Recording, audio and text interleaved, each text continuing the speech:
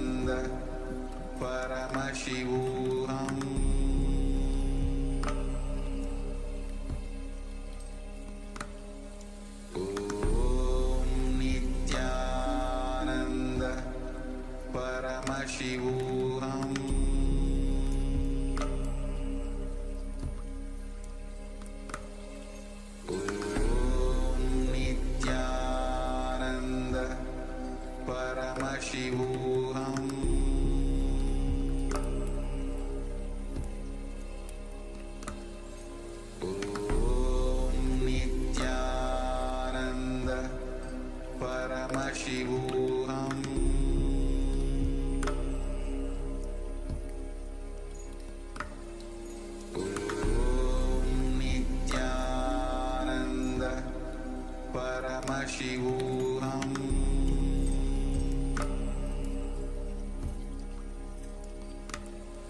Om Nithyananda Paramashivoham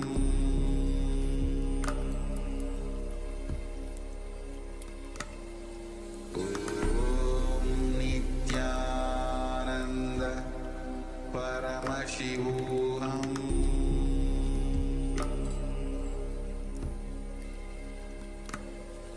Om Nithyananda Paramashivoham Om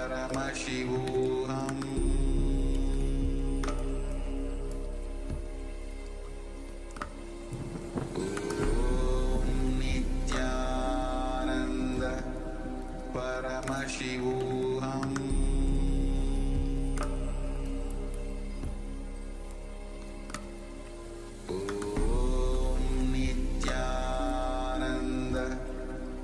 Paramashivoham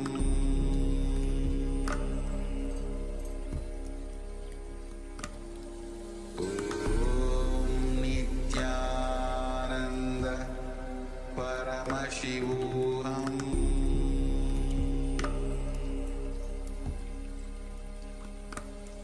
Om Nithyananda Paramashivoham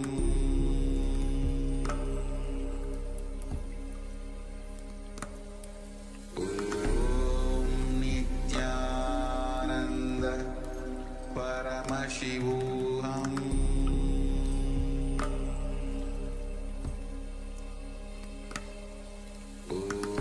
Om Nithyananda Paramashivoham Om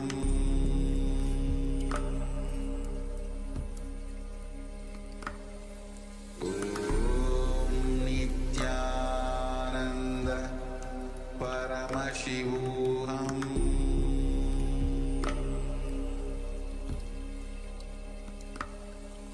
Om Nithyananda Paramashivoham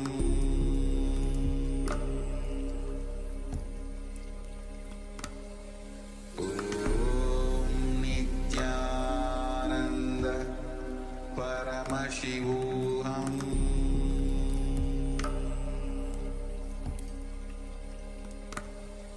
Om Nithyananda Paramashivoham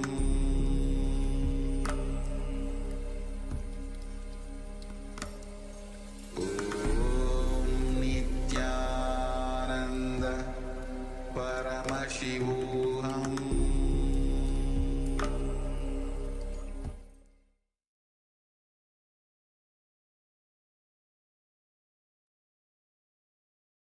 Yes.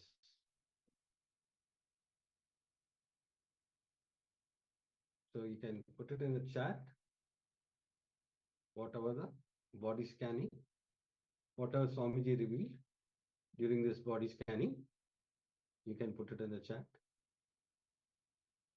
I request all the participants to switch on your cameras. Queue still, the cameras are off. Please keep your cameras on.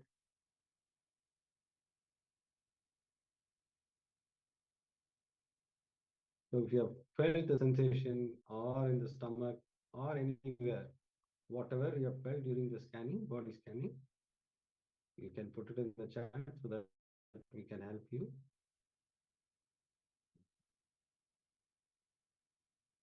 Take a few moments to share your experience and let us get ready, as we are now going to learn about the second of the four tattvas, which is authenticity. Authenticity does not necessarily mean truthfulness. It means being at the peak of your potential. So with everything that you do, there is a certain potential that you have, what you can immediately do. Acting at the peak of your capabilities, with all the resources that you have available, that is authenticity. So bringing authenticity to your very thinking is a power. Because if you think authentically, that means that the possibilities that you are having available, they will open up to you. If you do not think authentically, it means that you are planning for something smaller than what you are capable of. You're already planning not to commit fully to something. So let us look in and receive the powerful cognitions on authenticity by Swamiji himself. Requesting all participants to be on camera and in a space of deep listening and restful awareness as we enter into this segment.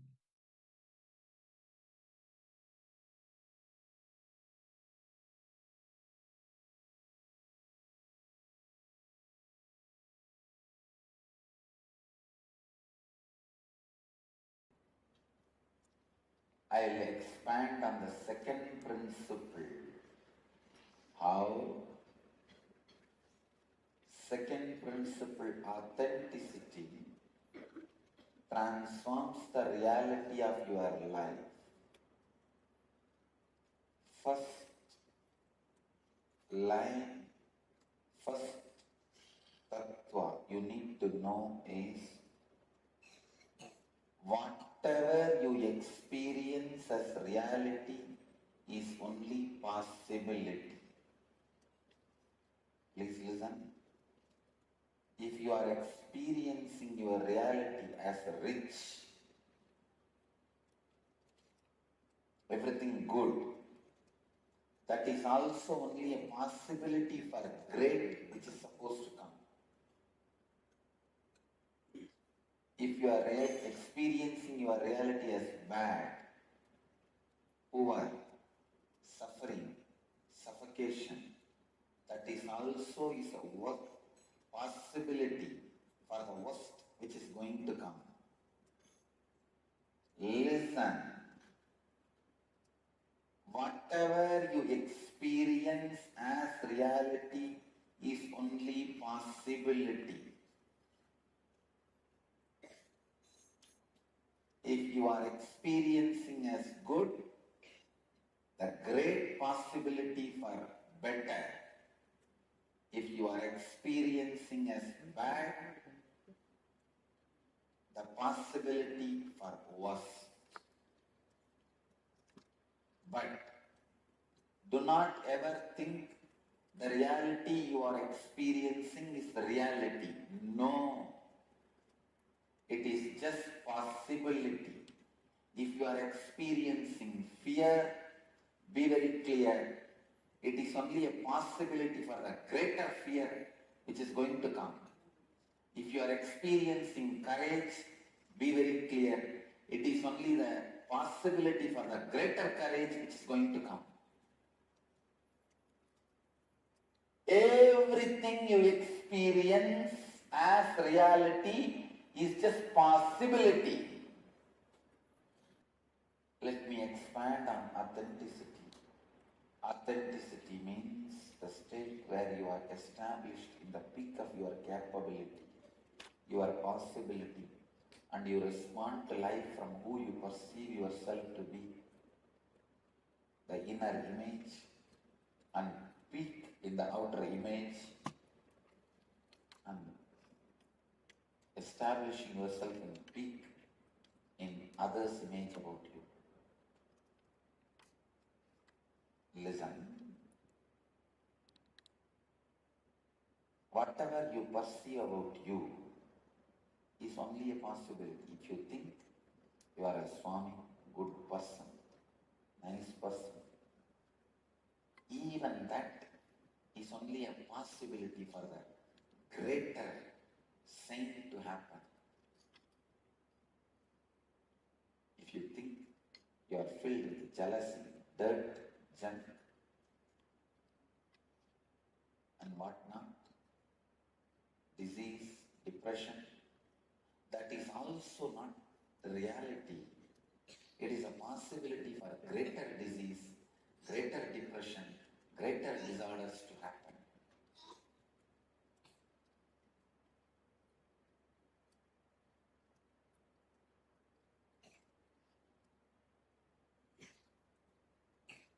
Now, almost all of us experience ourselves as a mixture of both. How many of you cognize what I am saying? You experience yourself as a mixture of both. Little health and little disease. Little goodness, little badness. Little joy and little depression. Little reconciliation and little fight. And little wealth and little poverty. So you are a possibility for any extreme. In a way, you are a possibility for any possibility. When you are in a state of possibility for any possibility, you are called seeker. Bring authenticity continuously. Expand how you feel about you, how you project to others, and how others experience you. Go on expanding. Go on expanding. Authenticity is the possibility of life in you. Drop this tool. Bring authenticity in whatever you are. How you feel you, how you project yourself to others, and how others want you for them. In all these three, bring yourself to your peak.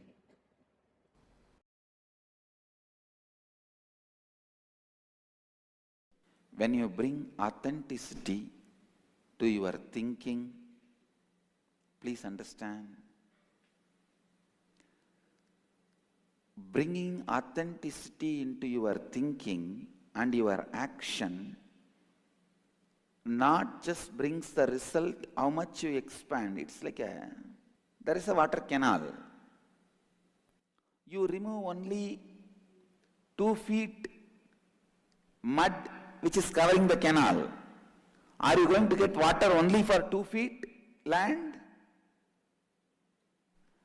The mud which is obstructing the canal, see, there is a water canal, 2 feet high bund is there, mud which is obstructing the water flowing in that canal. If you remove the 2 feet mud, are you going to get water only for the 2 feet land? No. It is going to be flooded into 200 acre. Same way, when you practice authenticity, for example, morning you do 24 Surya Namaskar. You decide to bring authenticity in your action. Make it as 54. Don't think you are going to have the benefit of only that extra 29 Surya Namaskar. No. Your whole body is going to respond to your authenticity.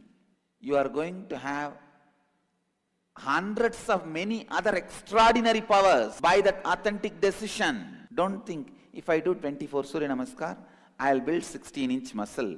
If I do 54 Surya Namaskar, I'll build 17-inch muscle. No!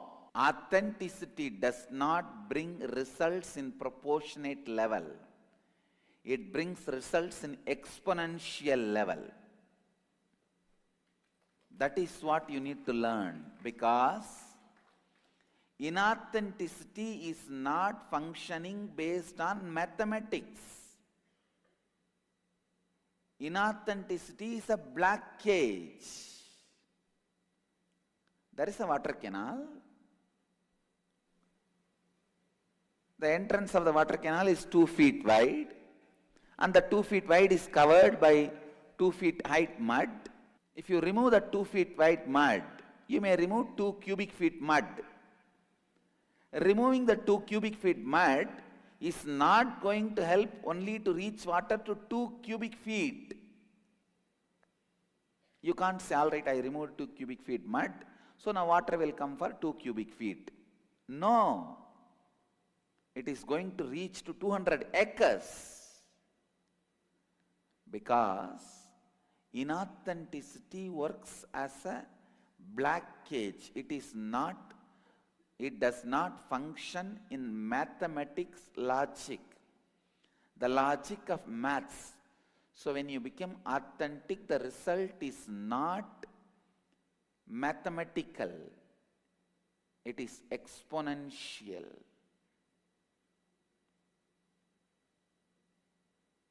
It is not proportionate, it is exponential.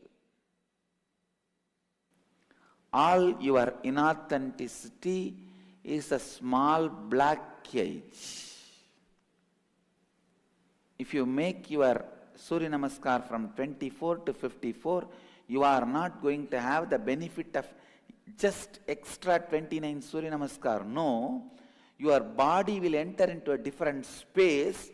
Whole day you will be in that authenticity. In every step you are doing, you will be in that authenticity. Every action you take, every thinking happens in you, every step of your life, you will be in that authenticity. The power of authenticity brings unknown energies awakened in you, capabilities awakened in you.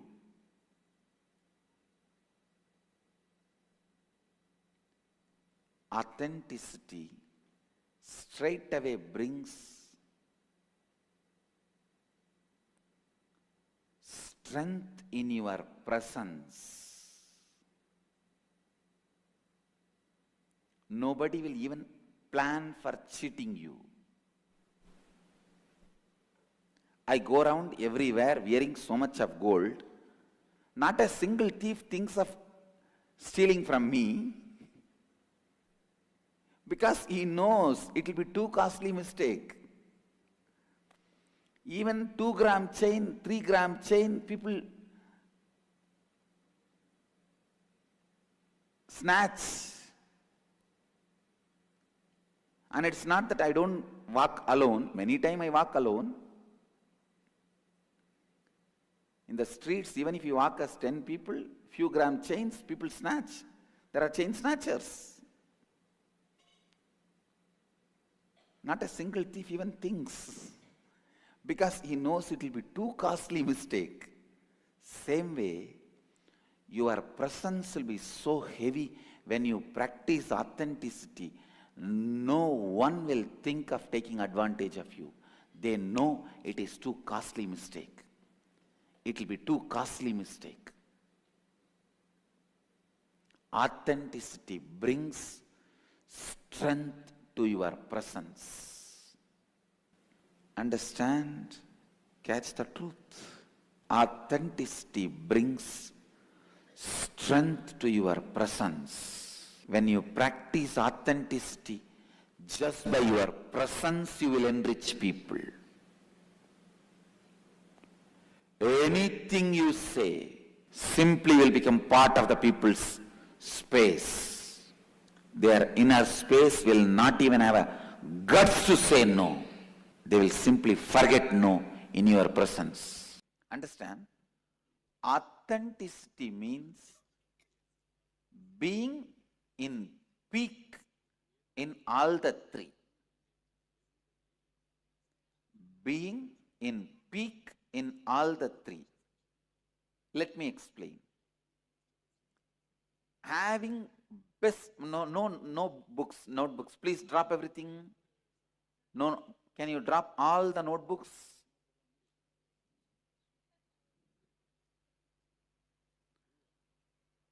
If you want only notebook, then I can give you the printout. No need for class, na? Listen, listen. Internalize.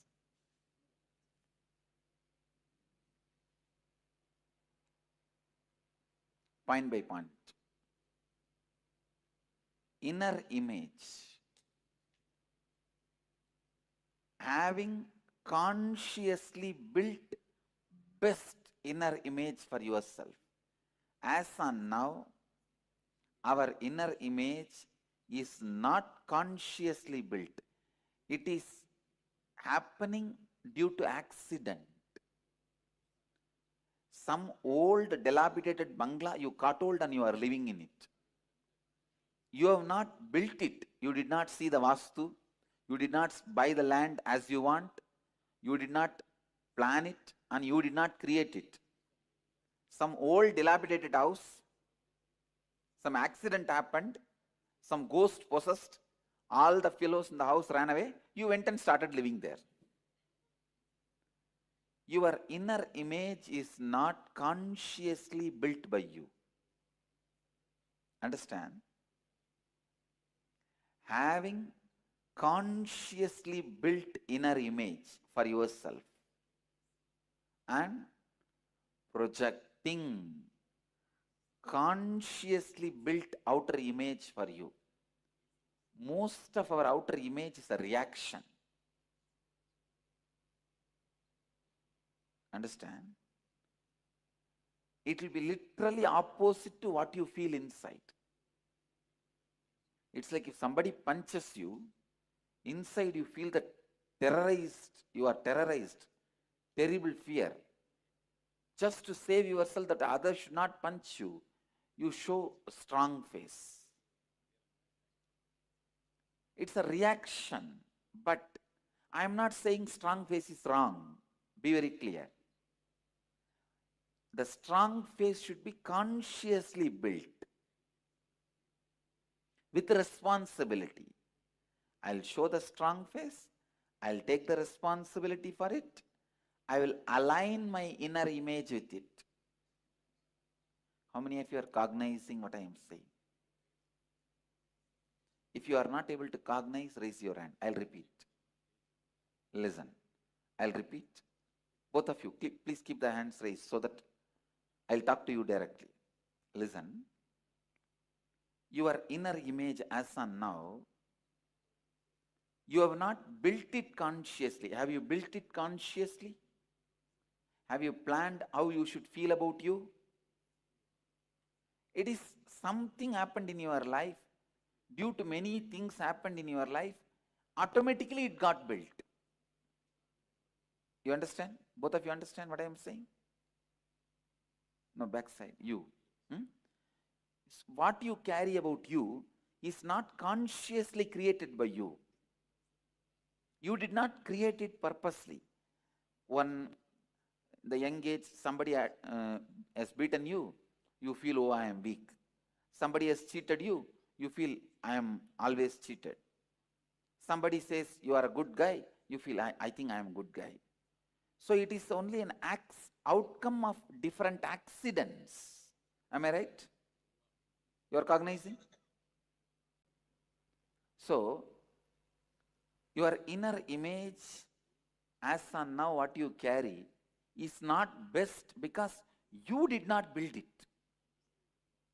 Same way the outer image, which you are projecting to others, is not best because you did not consciously create it.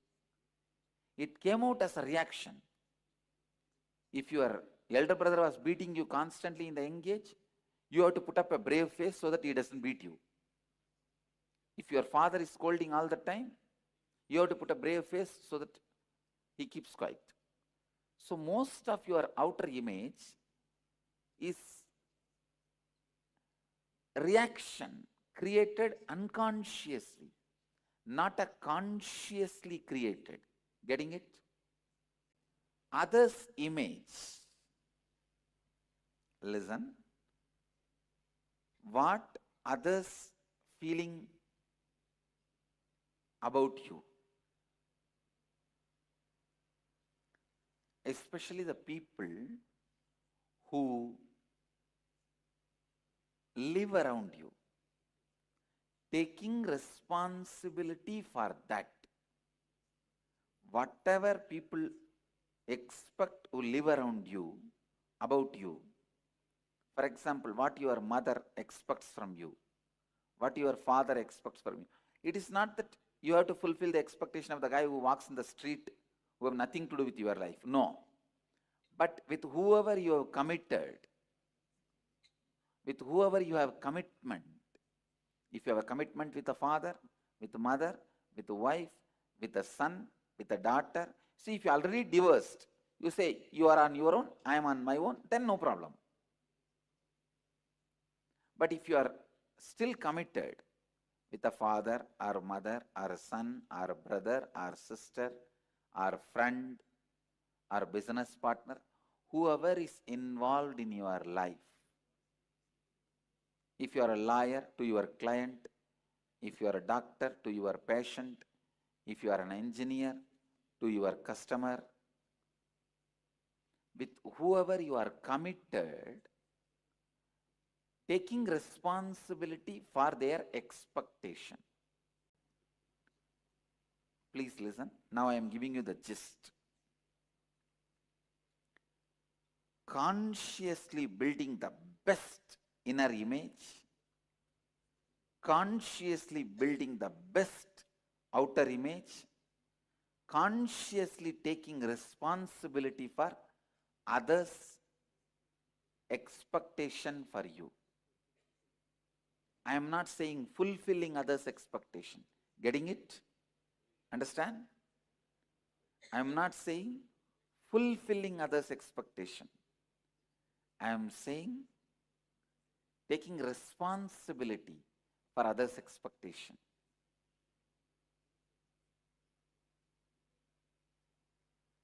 This three is authenticity. Building best conscious inner image for you, best conscious outer image for you,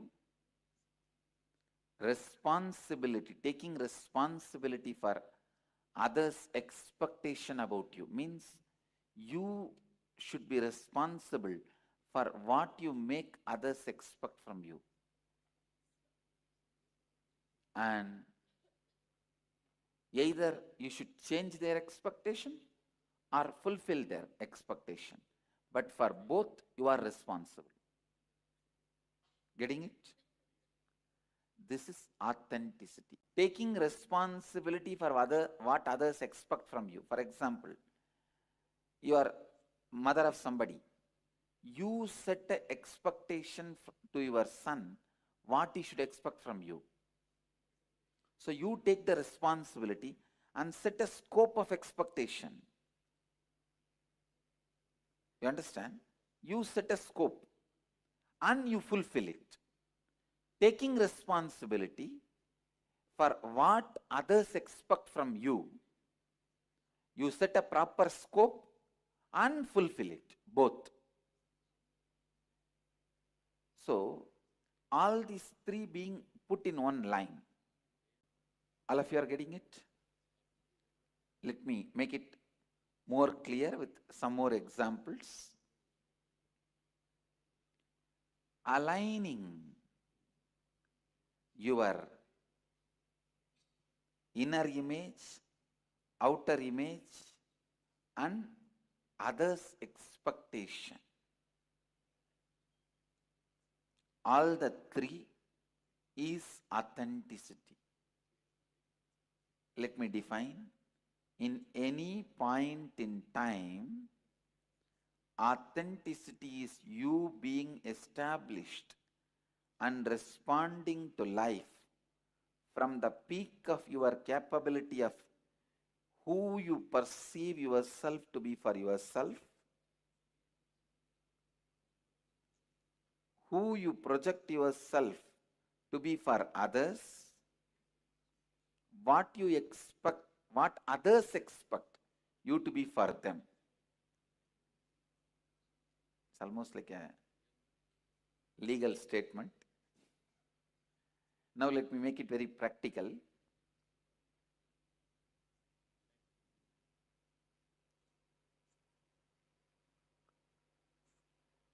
What you think of you is almost like a bored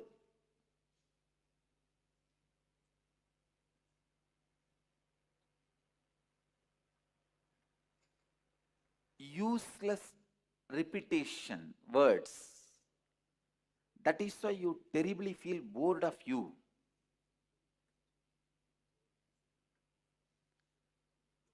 others are not bored of you, you are a happy person.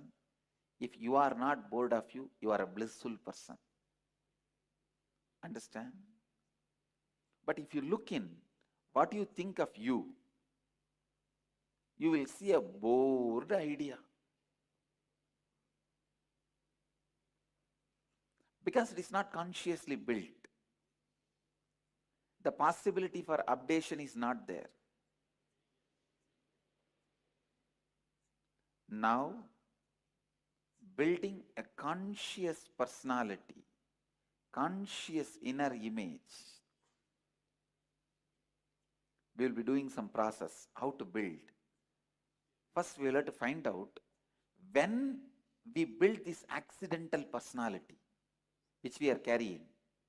Maybe in the young age, some accident, some powerless moments. Accident does not mean only road accident. In India, accident means road accident, that's all. We don't know any other accident. Even if your mother is beating you, you are standing powerless, shivering. You did 1-2 in your dress, even that is an accident.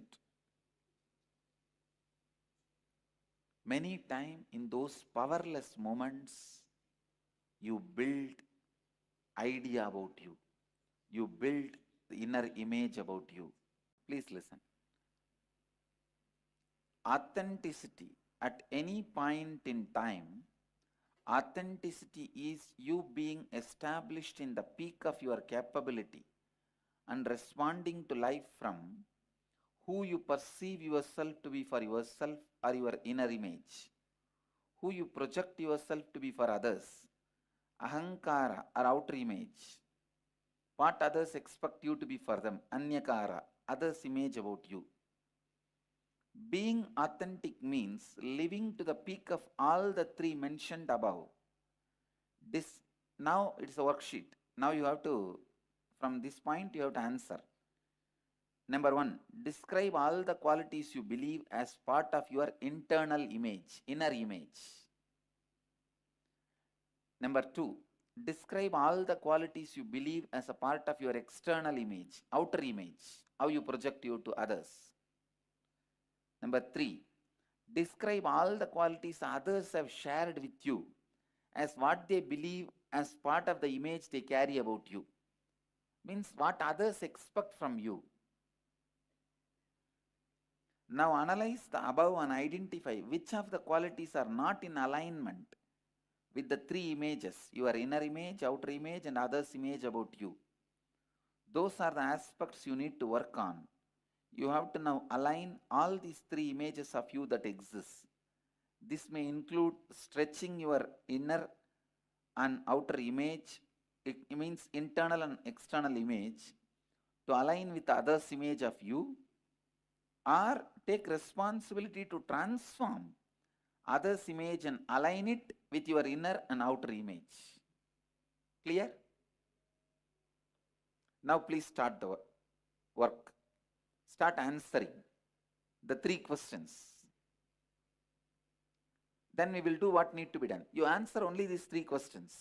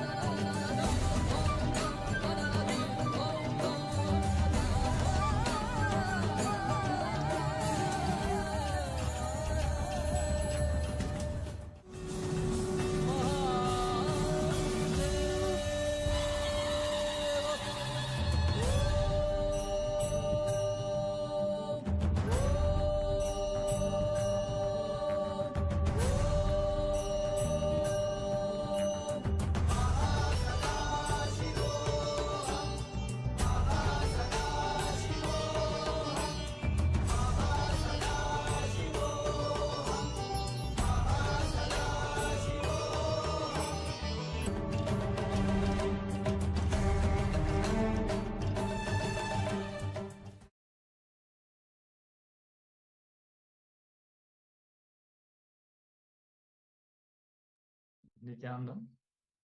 Let us now dive into the internalization about the tattva of authenticity. Authenticity means living at your peak, the peak of your possibility, whatever you believe as you, what you project as yourself to others, how you fulfill others' expectation about you, how you experience life for yourself. Living at your peak in every dimension of yourself is authenticity. Authenticity in action is union with the divine. There is a difference between honesty and authenticity. Honesty is a social good quality, but authenticity is a spiritual quality. Honesty is the only first step, that means initial step to authenticity, means living a spiritual truths authentically. In Bhagavad Gita says, Yogaha Karmasu Kaushalam. Continuously expanding our outer image and inner image and fulfilling other images, authenticity. What is authenticity? It means continuously expanding your outer image and inner image and fulfilling others' image is authenticity.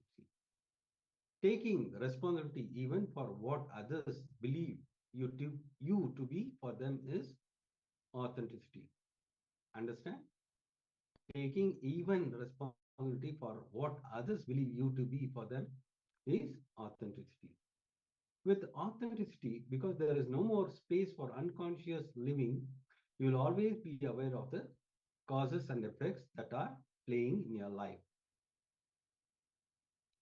Authenticity destroys your fear of failure. It is due to this fear of your possibility that you get into the space of impossible. Yes, we learned Yoga Karmasu Kaushalam.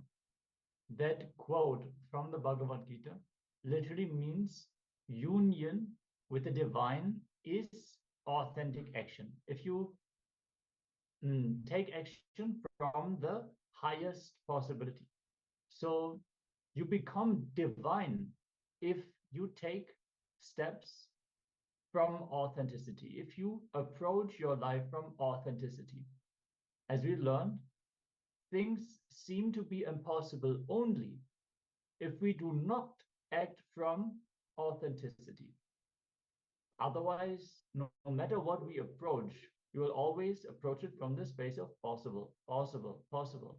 No question of impossible.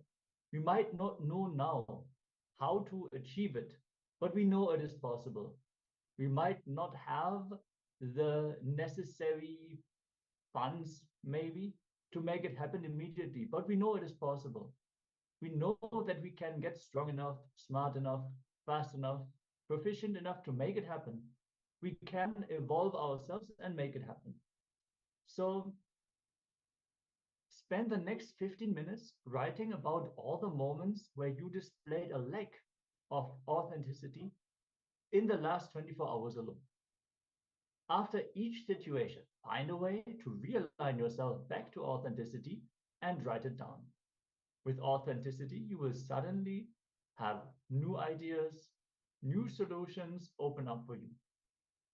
See, when you act out of fear and worry about impossibilities, authentic thinking will not happen. All your thinking capacity will not be available to you if you assume from the beginning that it is impossible. When you operate from the idea of possible, possible, possible, you grind your gears and you make it happen. That's authenticity. So let's look in for all the things where we displayed inauthenticity in the last 24 hours. Let us actually find the authentic approach to it. Let's look in first where we did not act out of authenticity, and then look in for the solutions. If you have any questions or doubts, please let us know. And let us now enter into this internalization exercise that will bring us back to authenticity.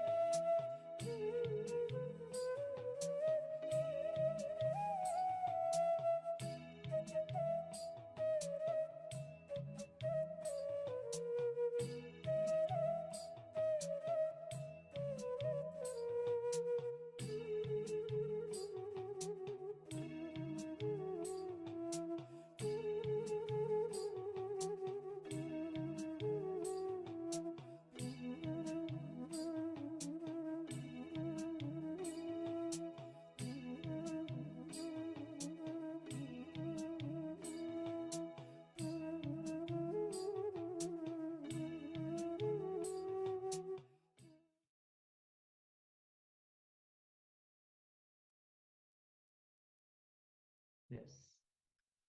So let us decide, just for some days, let us decide to live authenticity. Initially, it might seem like a lot of work, but if we look in, you will see by acting from authenticity, actually what is happening, we achieve success, we gain excitement, we are empowered, we grow, we expand. Actually, what we save on is a lot of frustration and depression. When we actually see that we are moving towards the goals that we have, our sleep will improve, our health will improve, our relationships will improve. So even though one might think acting from the peak of one's possibility would be draining, it is exactly the opposite. It is empowering, it is energizing. When you push yourself to act from authenticity, you will see there is so much more that you can do only because of your thought of impossibility. The idea of, oh, I'm already doing so much. If you really start believing that, you will see you will end up depressed, you'll end up sick, and all of a sudden you manifest diseases that actually force you to take a step back, that actually prevent you from being active. So the solution is to act from authenticity. With this, we're going to move on to the next round of today's power manifestation. Yes. Now, all we require is just a will to do it. That's it. Nothing matters. If you have a will, you can do it. It is only our laziness which stops us from exploring all the possibilities. So now let's enter into the power manifestation of body scanning. Now you are going to scan your own blood pressure. If you have a measuring device, you can check the initial measurement. After power manifestation, again you can check your pressure. You can change this power, your blood pressure. Yes. Just sit straight in a, with your head, neck, and spine. Sit straight. Intensely chant the Mahavakya. Through the power of third eye, request Swamiji to manifest this power. Keep chanting the Mahavakya intensely as we enter into this power manifestation of body scanning and checking your own blood pressure. You can increase or decrease your pressure.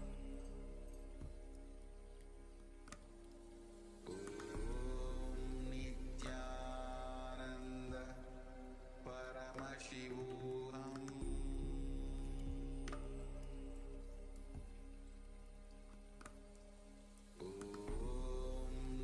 Nithyananda Paramashivoham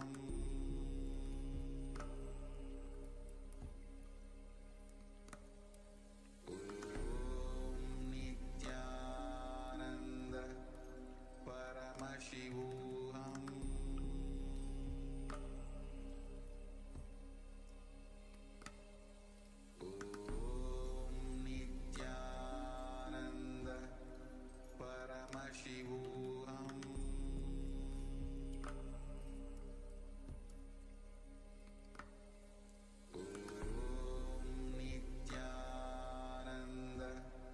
Paramashivoham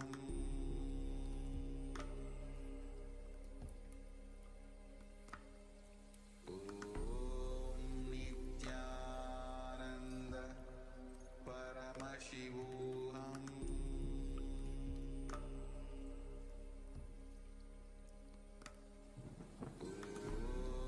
Nithyananda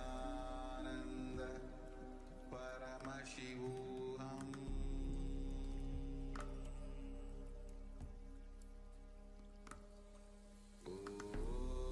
Nithyananda Paramashivoham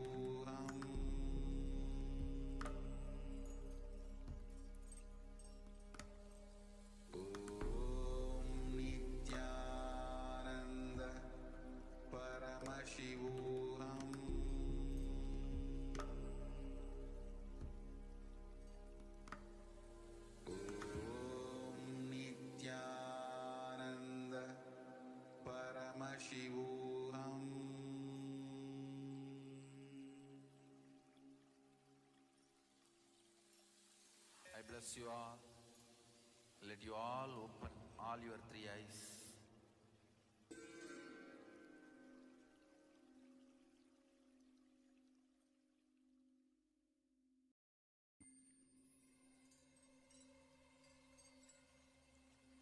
I welcome you all with my love and respect.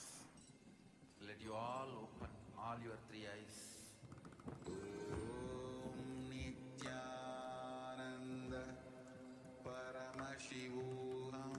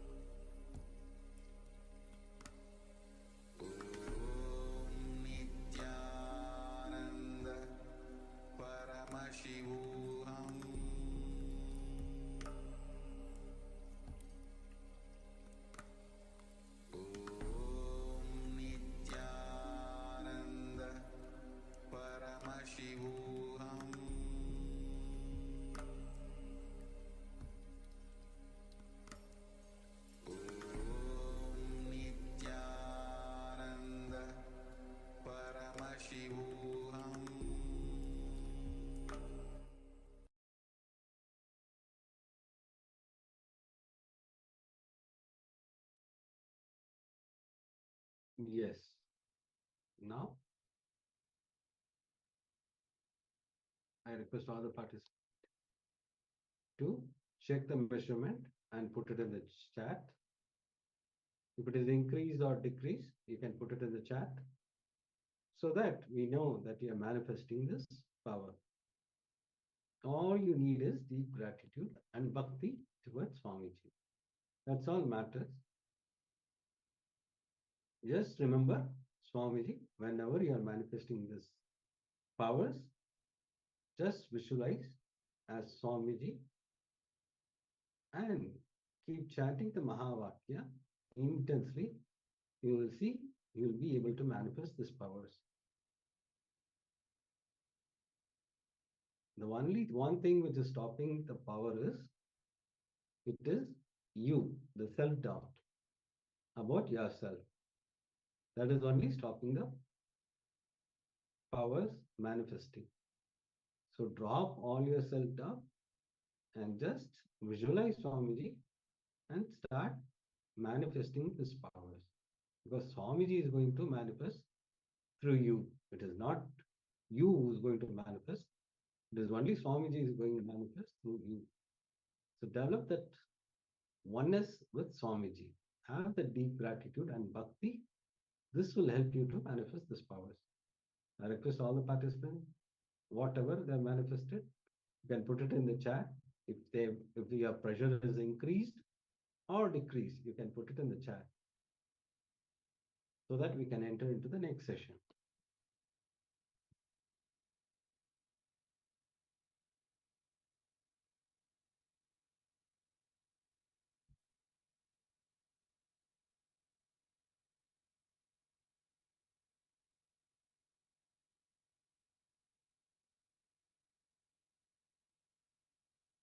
Yes.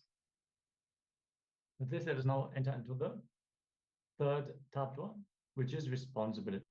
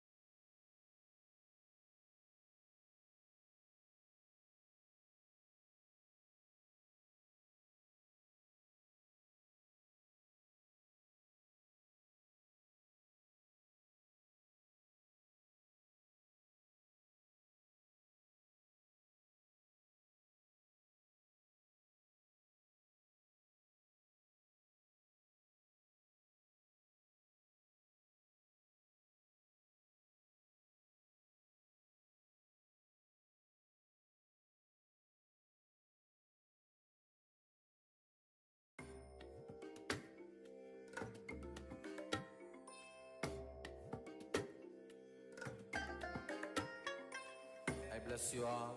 Let you all open all your three eyes and manifest the powers of Mahasadashiva. Om Nithyananda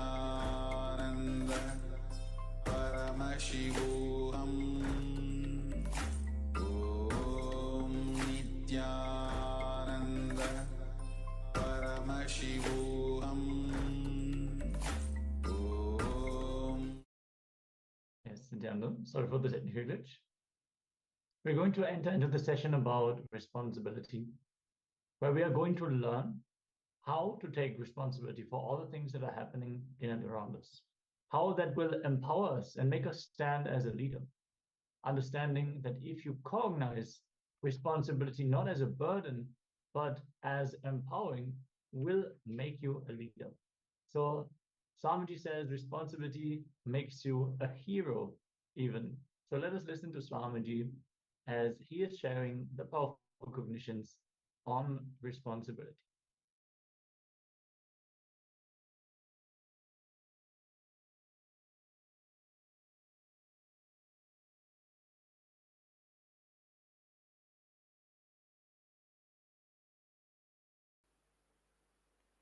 Responsibility in your being means the space from which you cognize, carrying responsibility in that zone. Please listen. if you don't feel you are responsible for something, you don't even think in that line.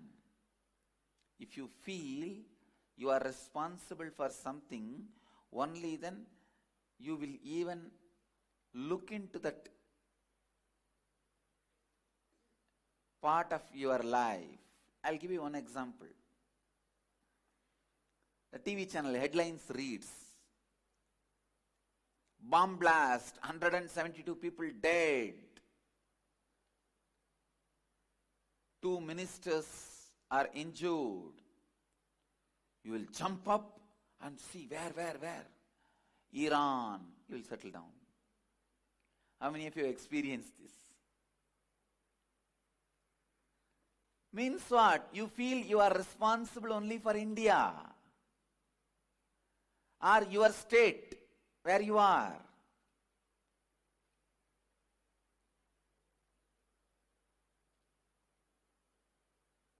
You don't feel responsible for the whole world. Restricting your being feeling responsible is what I call conditioning. Every guy preaches patriotism, tries to condition your responsibility to that country. Every man tries to teach religion, conditions you, restricts your responsibility to that religion. Every person tries to teach you a language or the language-based affiliations.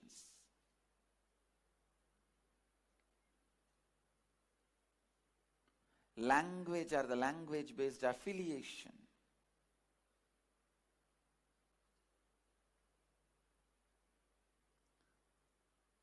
Tries to restrict your responsibility to that language speaking people. Please listen. I am not against love for a country, love for a religion, love for a language, but I am against restricting yourself only to that. Restricting yourself only to that. I am against reducing your responsibility only towards that. Understand?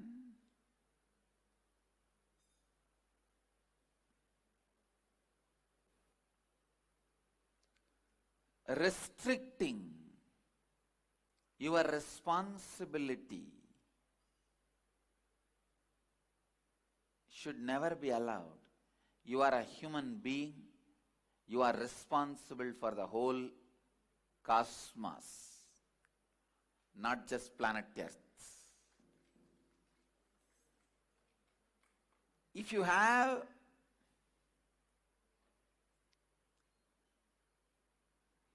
immediate action plans towards some responsibility, nothing wrong. But you not feeling responsible for the whole is seriously wrong. Your being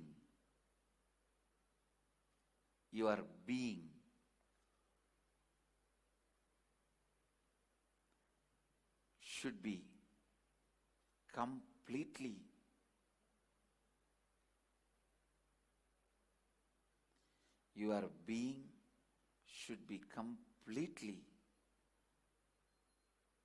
taking responsibility for everything.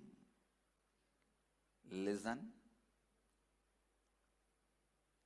When you carry responsibility in your being, please listen. That very carrying responsibility in your being will raise you to a totally different level. I'm really telling you, feeling responsible makes you hero. Not feeling responsible makes you a comedian. It is feeling responsible that decides whether you are a hero or comedian in the life. A being without feeling responsible is a useless being. Filled with responsibility is the most powerful energy. Being feeling responsible is an energy center. Listen. Even when you go near that being, you will catch that responsibility. You will catch that feeling. Understand?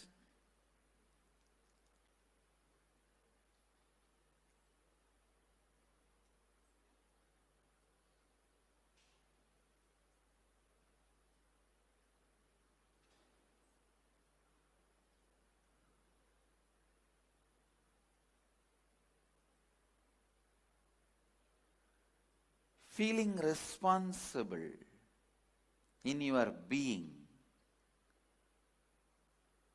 I can give you all this as a very powerful technique.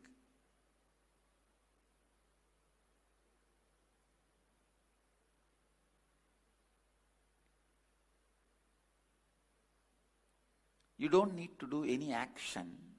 You don't need to do any thinking. Decide from your being, you will feel responsible for the whole world. Suddenly you will see all your actions will have authenticity, thinking will have integrity. A person who has 10,000 crore wealth will not lie for 10 rupee. If he lies for 10 rupee, he must be Nakiran Gopal.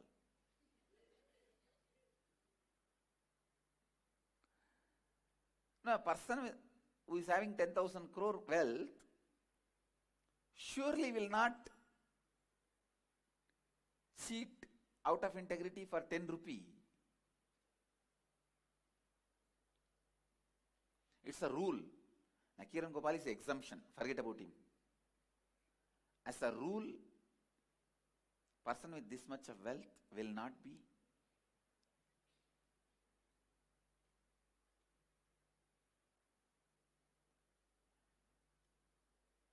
without integrity.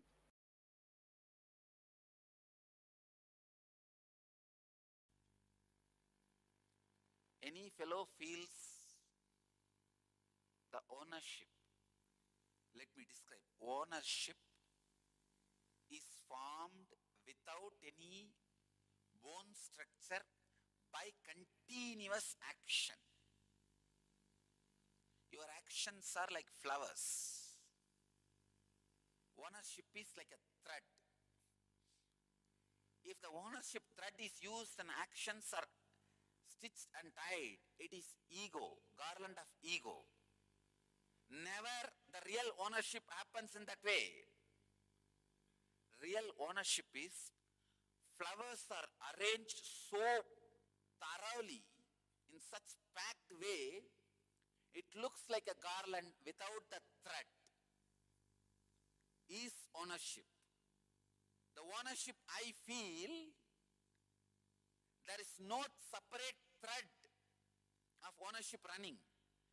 Continuous actions performed so meticulously, perfectly, constantly creates the feeling as if all these flowers are looking like garland, but they are not tied. If there is a thread, it is false ego. In a normal man, he feels the ownership, I am doing, then does less action. That's why more thread is seen, less flowers are there. 25-meter thread, in the end and the beginning, one flower. That is the garland all you fellows are wearing. Because the whole energy is spent on ownership. Thread is the ownership. A real ownership is constant actions done in perfection. Yogaha karmasu kauchalam. constant actions performed in perfection, in continuum, creates the feeling of ownership for others, not for you, is real ownership. But the ownership Arjuna is having is one flower in the beginning, one flower in the end, 25-meter thread. By the time you reach that, both flowers are withered away. Your ownership is flowerless garland. Drop that. Real ownership is felt by others by your continuous action. Perfection continuum. Before even taking cognizance of somebody's surrender, the first prima facie requirement is perfection. Before even taking somebody's surrender into cognizance, the prima facie requirement I look into is perfection. Feeling of ownership, which Arjuna is carrying, not only useless, dangerous. In feeling of ownership, actions are never tied properly. Please understand, 2-inch thick thread, rope cannot be used to make jasmine garland. The ego itself becomes so thick, jasmine cannot stay with it. And the ego cannot bend for action. Jasmine is too fragile. It's perfect, but too fragile. Your ego will hurt the action. Your feeling of ownership abuses the very fundamental of the action. Real feeling of ownership is felt by others by the perfection of your action, but never felt by you. Bhagavan gives the next command. Having given up your affliction, give up. A personality like Bhagavan, when he says Nirashir Nirmamo Bhutva, Arjuna, still sitting with his long face and continue to let Bhagavan talk. Bhagavan is using his whole energy, finally giving a last word. Nirmamo Bhutva means without having fear about your higher identity, higher self, disrespecting your lower self. Unless you disrespect your lower identity, you will not catch your higher existence. If a child or a pet urinates on you, that you want to just get rid of it, clean yourself. Exactly.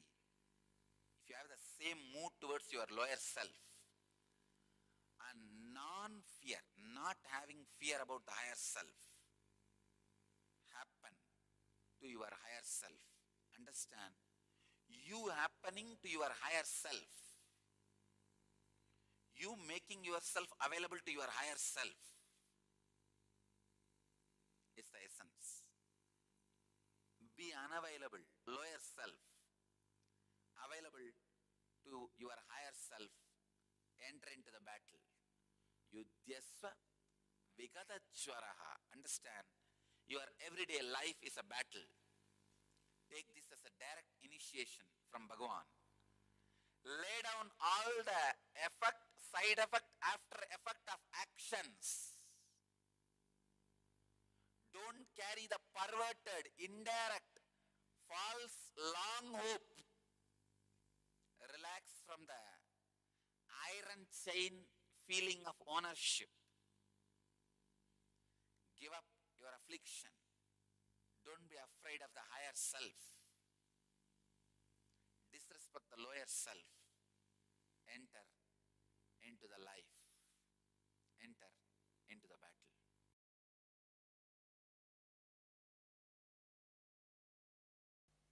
Responsibility is living and operating from the understanding that you are the source of, and therefore You are responsible for all happenings in and around you in your life. Let me repeat once more. Responsibility means living and operating from the understanding that you are the source of, and therefore you are responsible for all the happenings. Because you are the source of all the happenings in and around you in your life, you are responsible for all the happenings in and around you in your life. I feel like I am taking the inner awakening next level. In and around you. So you are responsible for all the happenings in and around you. Now clear? No, it's so beautiful to drill this tattva into your bone marrow.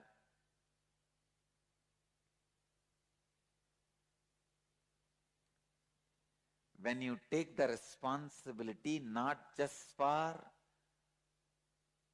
your image about others, but also others' image about you, you expand. I tell you, you express miracle powers in you. This is the science of siddhis.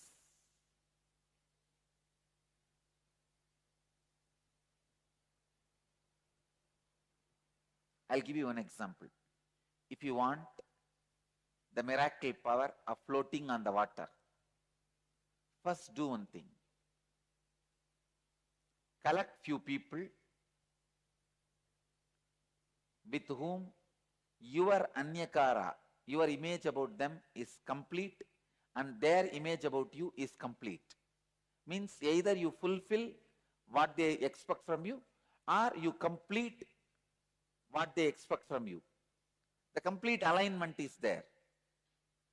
So sit as a group and declare to them authentically with integrity, I am going to float on the water. Please understand.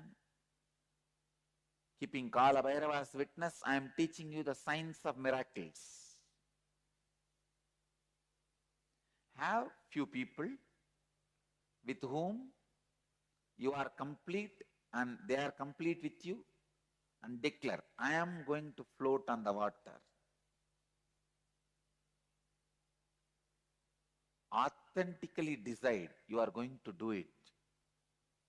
I promise that power will start expressing from you. Because all miracle powers start expressing when your image about others and others' image about you is complete in your life.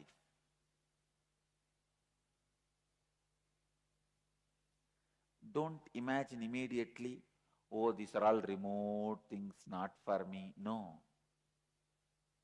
I am talking about possibility.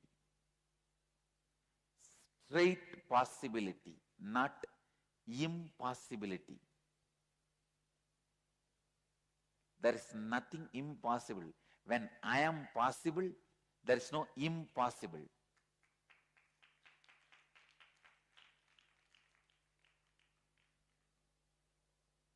No, I'm not giving this as a quotation for clapping and just dumping it in a Facebook. No.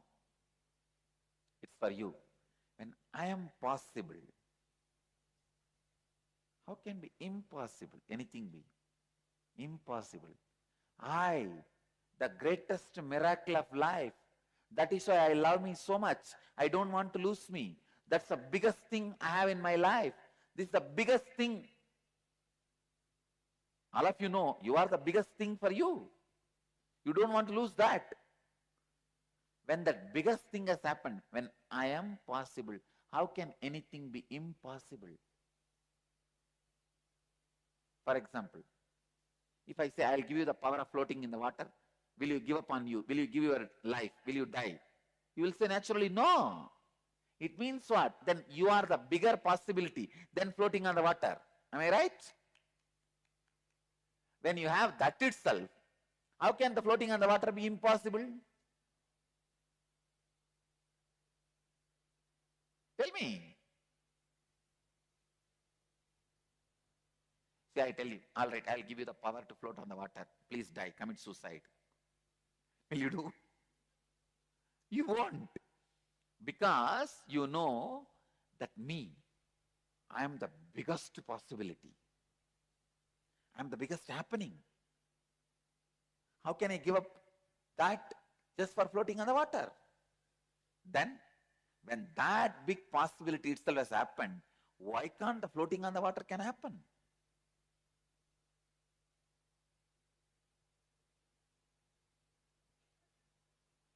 This is a science of miracles, understand?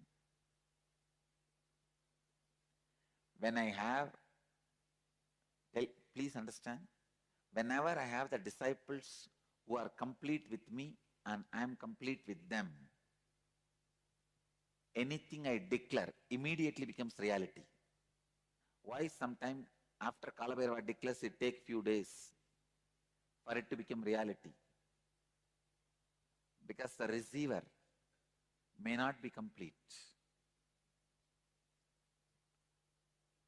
So little completion is required. But Kalabhairava takes the responsibility even for his incompletion and gives that as a boon. At least after the boon is delivered, he should make himself complete.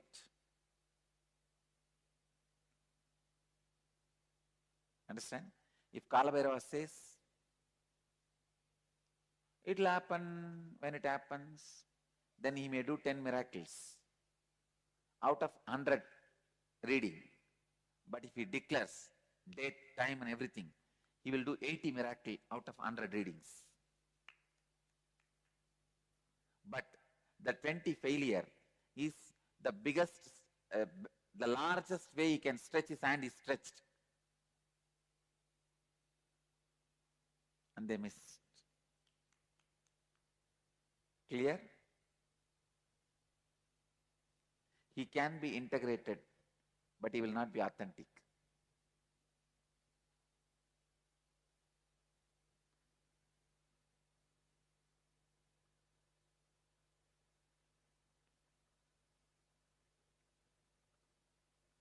Anybody has a doubt?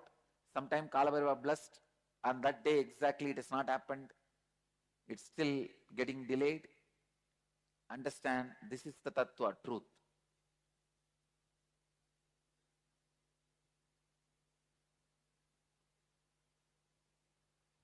Understand? I'm not justifying, I'm just telling you the truth.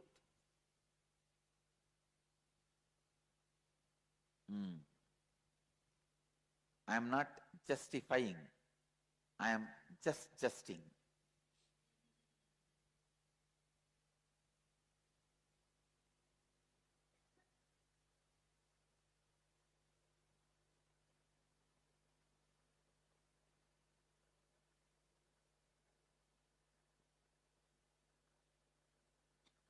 Justifying happens after failure, adjusting happens before entering, justing happens to be the truth.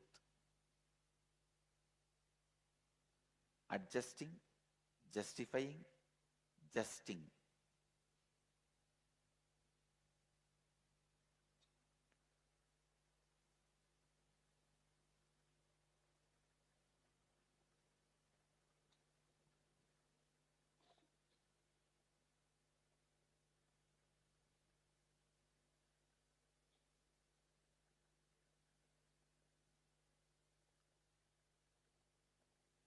Usually, you take responsibility based on your understanding of the peak of your energy.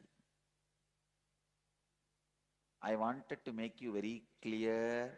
I wanted to declare it and make you understand. When I started this Sangha, Even though I declared it will become an international organization, that was not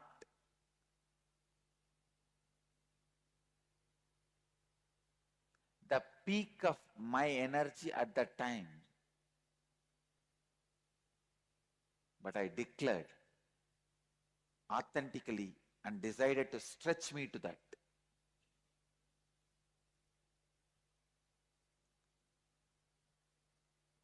Usually we take responsibility based on our understanding of peak of energy. It is actually other way around. When you take responsibility with integrity and authenticity, the peak of your energy just expands and fulfill the responsibility you have taken up. Psychoanalysis is the solution given to the levels of the problems of the beings by the philosophers. But the solution never works.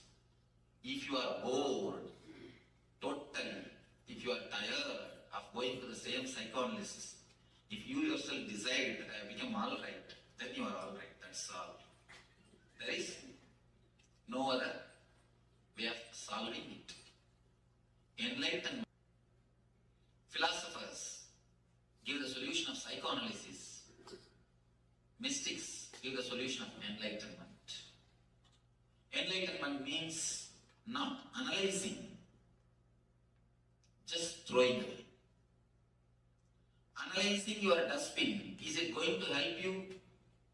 Analyzing your dustbin, is it going to clear you? Analyzing your dustbin is not going to make. To solve the issues, if you want to clean your house, if you put everything from the dustbin, start analyzing it. Is it going to clear your house? Is your house is going to become clean? No. Only by throwing the things totally away, merging into the ananda, ecstasy, the problems are going to be solved. The three things. For a physical problem, they make the energy to come from inside. For mental problem, they teach you how to switch it off. For the being level problem, they put you in the ecstasy or the bliss. The solution from the mystics is total. Solutions from philosophers is intellectual. But for the logical mind, if you look superficially, the healing system born out of logical things feels like good. The education system born out of logical mind feels like good. The solution for the being level problems, psychoanalysis, feels very good because they are the established systems. Mediocre things always flourish because mass is always mediocre. The mystical things are never for mass, it is only for very few intelligent people. For mystical things, you need to have a little patience. You need to go through it. You need to allow the process to happen. You cannot just jump. But mind is monkey. Mind is totally restless. It wants instant. A small story. 3 monkeys. They got 1 mango. All the 3 wants to share the mango. How can 1 mango be shared by 3 monkeys? They went to a master for solution.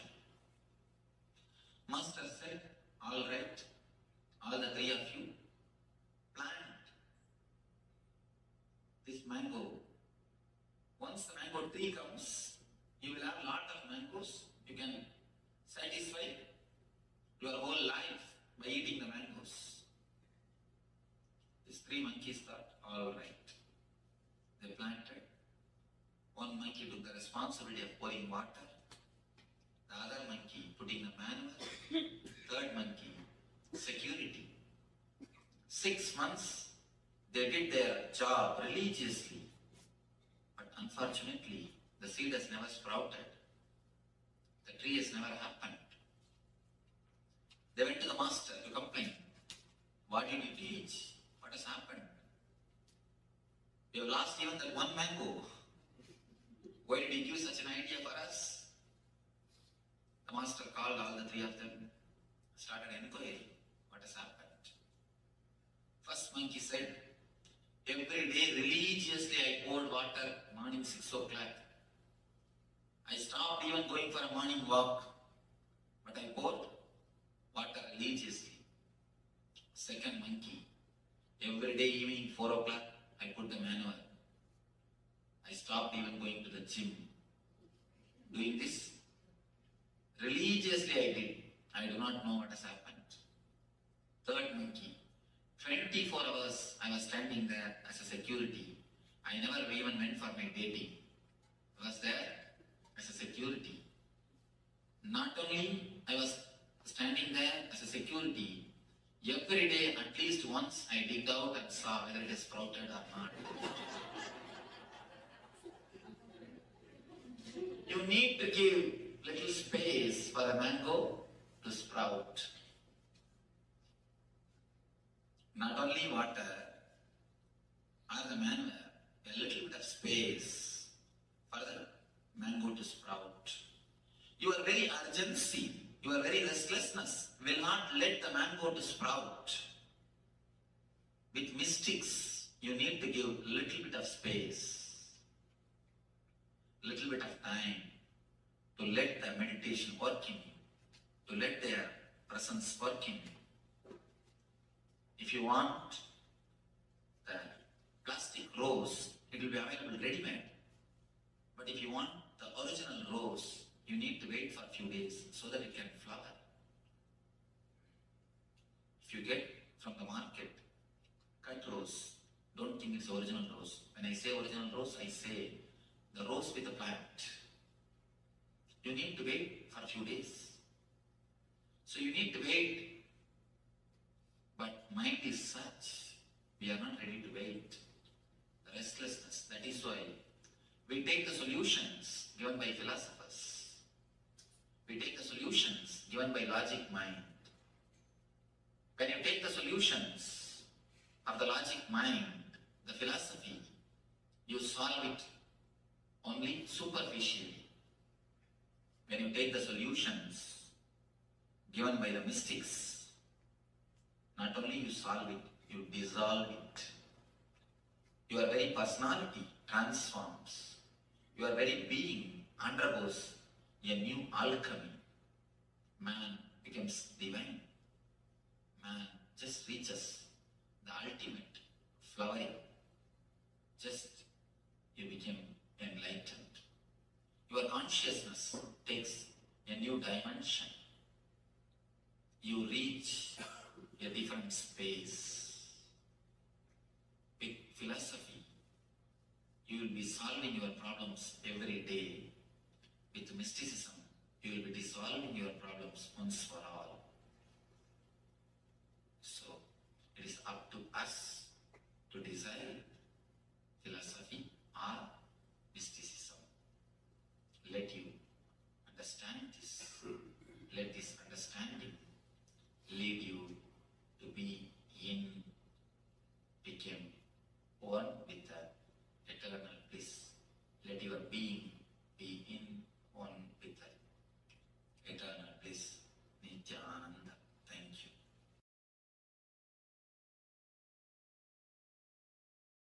If I am giving that as answer, it is only an all-encompassing answer. Stage intellectual stunt.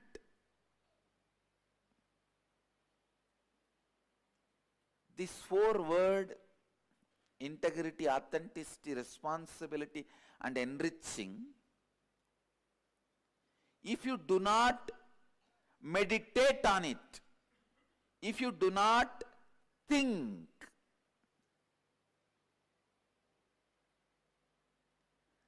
These four words can be just like Buddha's answer. Desire is the root cause of suffering. What will you do with that answer?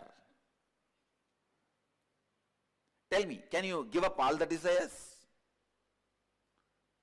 That is why people decide living with the desires and having some suffering is much better than throwing away all the desires. Because now when you try to throw away all the desires, that becomes one more problem. You get into one more impracticality.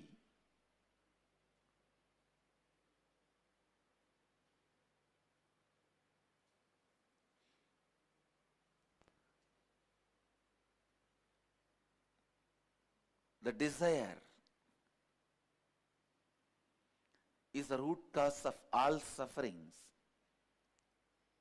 Maybe an all-encompassing answer but not a solution. Same way, please listen. If you take this integrity, authenticity, responsibility and enriching as an answer uttered from the stage, this also works just like Buddha's answer. Only when you start internalizing through the inner awakening, it becomes precise, experiential solution for you. Please understand, this is the answer for the question. People ask me, why should I come to inner awakening if I am attending everyday satsang? In everyday satsang, when you listen about this integrity, authenticity, responsibility, enriching, completion, it is only like Buddha's answer, all encompassing, but not solution. Only when you attend the inner awakening and internalize it, it will become solution for you. Understand? All encompassing answers are good entertainments, but will not lead you to enlightenment. There are some solutions which cannot be all encompassing, like tantric techniques. Amazing solutions. Any problem you have, you can be liberated from it in 10 minutes, 7 minutes, 15 minutes, not more than that. No tantric technique needs more than 21 minutes, because if the technique needs 21 minutes, the technique is considered as dirt in tantric tradition. Amazing solutions.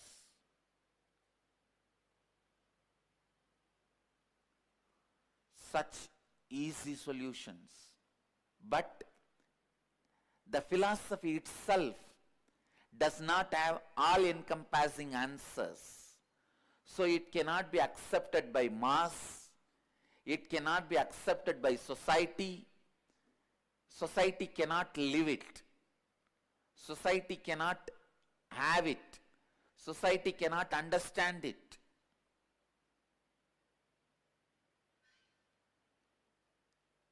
However powerful the root pattern can be, Tantra can finish it off in less than 5 minutes. Less than 5 minutes. A man can become an eternal brahmachari.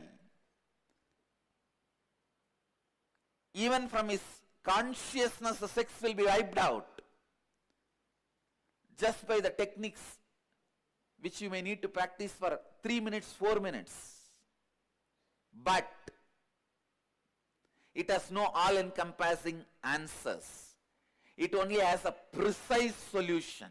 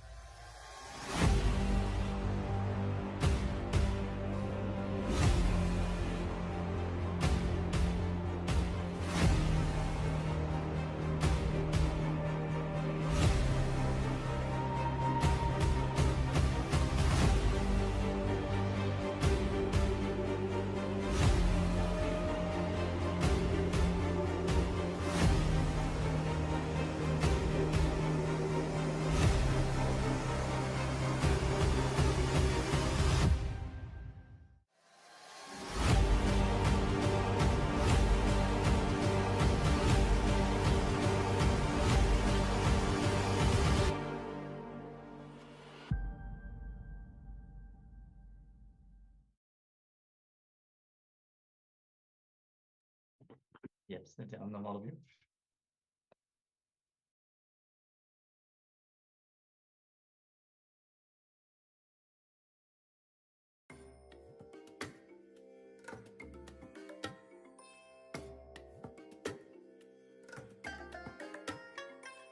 I bless you all.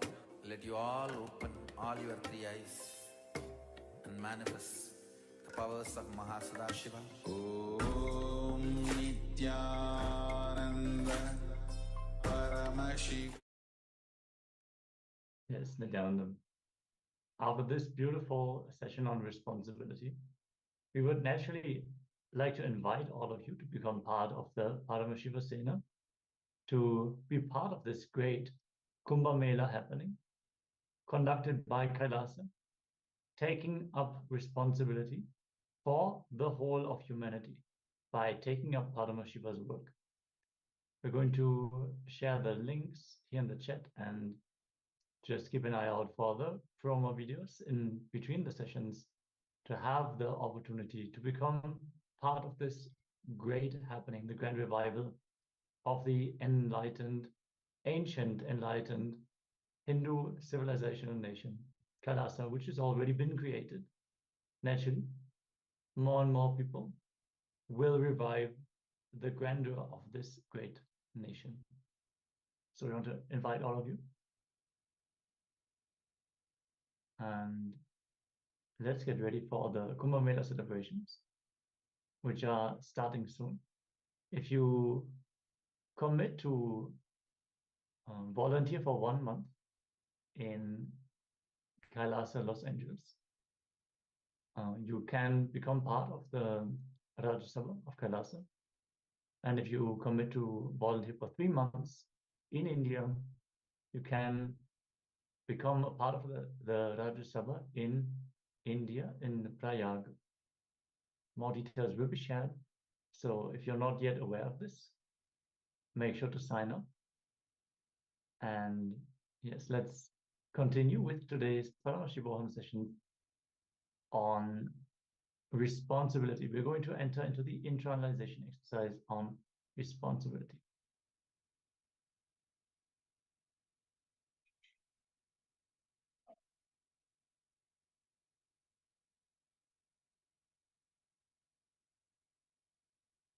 Yes. So now let's enter into some powerful cognition on responsibility. Living and responding to the life from the truth that you are the source of everything. Therefore, you are responsible for all happening in and around you. So when you take the responsibility, whatever happening in and around you. So this powerful cognition, when you start taking up, you will see the whole cognition changes, and the way your body language changes. You will feel responsible means feeling responsible for everything that is happening. When you take up responsibility, you begin living a life. When you sit with this responsibility in your Ananda Gandha, you will see that your Kundalini awakens and sends a strong wave to the cosmos, and your word changes the world. When you utter something, it actually changes and it manifests as the reality. The moment you take the responsibility, whatever is happening around you, you are responsible. You will see the whole shift happening in and around you. Now, let's enter into the exercise. Start writing whatever is happening in you, in your life, whatever you feel you are responsible for, whatever you feel you are not responsible for all the happening things you are not responsible for. Visualize, and you will write down what will happen in those areas if you actually take the responsibility with power and completion. So you are going to pen now. what for all the happenings you think you are not responsible for. Visualize and write down what will happen in those areas if you actually take the responsibility with power and completion. This is the thing required. With power and completion, you will going to take the responsibility. For all the situations in your life where you experience conflict, visualizing taking responsibility and write down what will be the thoughts, words, and action you will now have in same situation.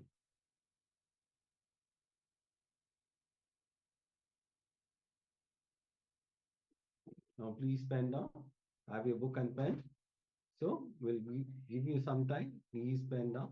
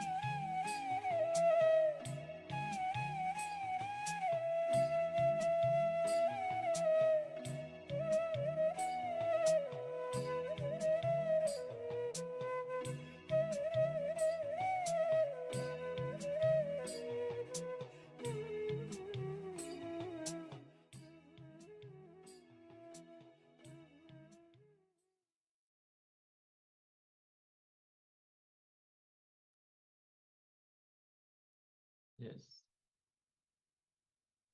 So we hope that all of you got to complete this exercise.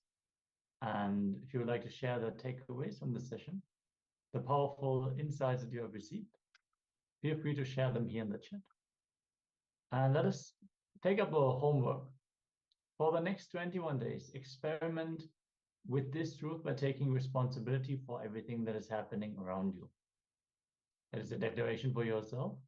Bring awareness to all the points where you're deciding not to take responsibility, and just take it up. Cognize that you are the source of everything happening around you, and take the appropriate actions. Be aware of the thoughts, words, and actions you will have when you stand in the space of responsibility as defined in this session. You will see that when you begin living life this way, automatically you are expanding.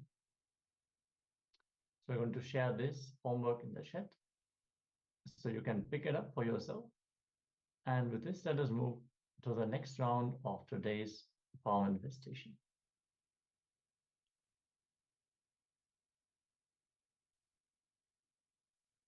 So here you will be scanning the pulse of the other person. You can team with your family members, or if nobody is there, you can team with your Zoom chat in the Zoom with the other person, and you can check the pulse. So it would be easy if you are with your family, because you need to check the pulse of the other person. Otherwise, you are going to scan your own pulse.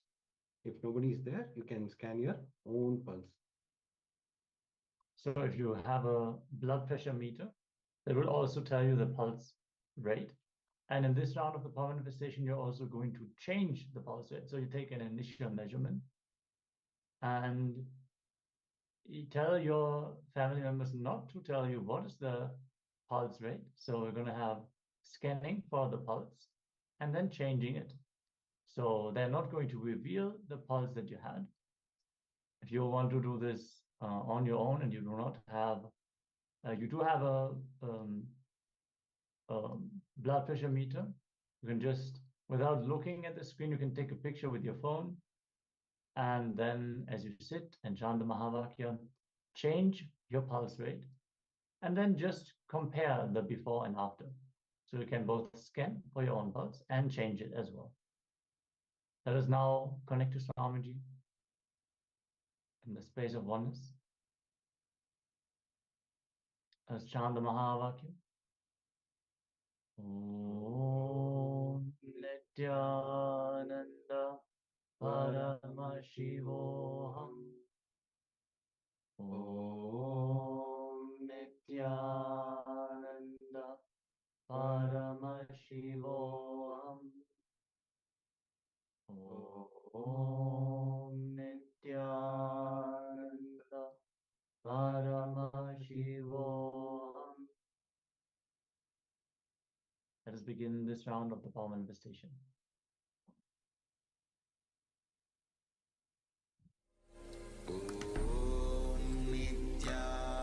Nithyananda Paramashivoham.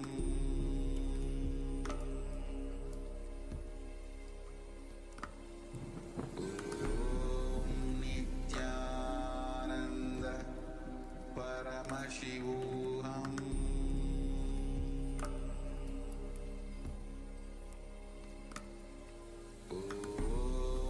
Nithyananda Paramashivoham.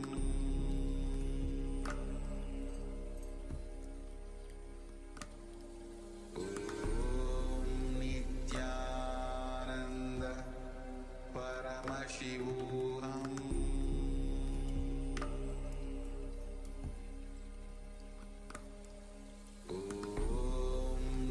Nithyananda Paramashivoham.